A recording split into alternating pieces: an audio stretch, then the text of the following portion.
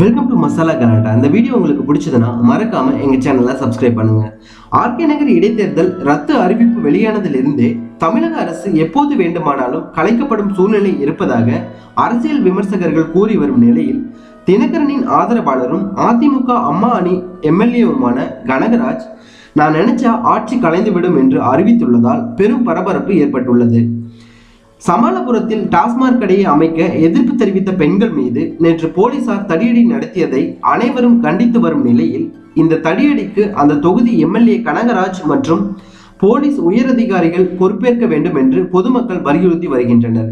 இந்நிலையில் இந்த தடியடி குறித்து கருத்து தெரிவித்த சூலூர் அதிமுக அம்மா அணி எம்எல்ஏ கனகராஜ் மக்களுக்கு தொல்லை கொடுக்கும் டாஸ்மாக் கடையை அகற்றாவிட்டால் என் பதவியை ராஜினாமா செய்வேன் என்று கூறியுள்ளார்.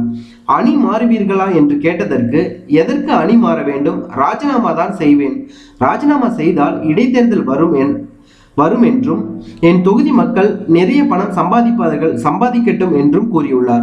மேலும் 122 எம்எல்ஏக்கள் உள்ள நிலையில் நான் ராஜினாமா செய்தால் பலம் குறையும், அதனால் ஆட்சி கலையும், ஆட்சி கலைந்தால் கலையட்டும் என்று ஆவேசமாக கூறி இந்த பிரச்சனையிலிருந்து அவர் தப்பித்துள்ளார்.